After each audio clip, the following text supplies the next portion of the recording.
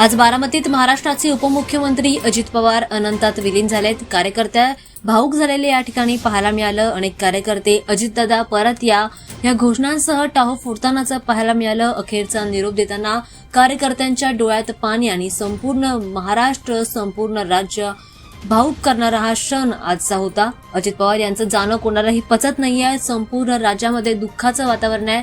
बारामतीत शोककळा पसरली असून कार्यकर्त्यांच्या चेहऱ्यावर आणि डोळ्यात भावनिक अश्रू पाहायला मिळतात. कार्यकर्त्यांनी अजित पवार अमर रहे अशा घोषणाही दिल्या. आज सकाळी 10 वाजताच्या सुमारास अजित पवार यांचं पार्थिव विद्या प्रतिष्ठान मैदानात अंत्यदर्शनासाठी आणलं. पहाटेपासूनच राज्यभरातून लाखो कार्यकर्ते आणि नागरिक देखील बारामतीमध्ये जमले होते. प्रशासनाने कार्यकर्त्यांची मोठी गर्दी लक्षात घेता चोख बंदोबस्त देखील तैनात केला होता. देशाचे केंद्रीय गृहमंत्री अमित शहा, मुख्यमंत्री देवेंद्र फडणवीस, उपमुख्यमंत्री एकनाथ शिंदे यांच्यासह राज्य मंत्रिमंडळातील अनेक मंत्री आणि पक्षाचे दिग्गज नेते देखील उपस्थित होते.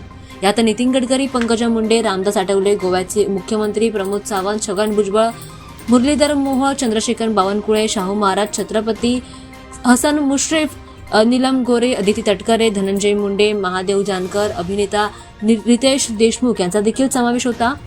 उपस्थित नेत्यांनी पार्थिवावर पुष्पचक्र अर्पण करून श्रद्धांजली वाहिली आणि पवार कुटुंबियांची भेट घेऊन त्यांचं सांत्वन केलंय.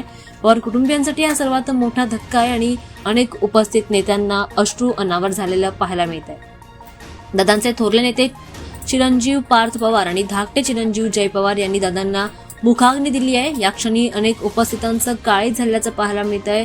अनेकांचा बांधा फुटलाय आणि दादा पर्व संपल्यामुळे आता सर्वच जण हतबल झाले.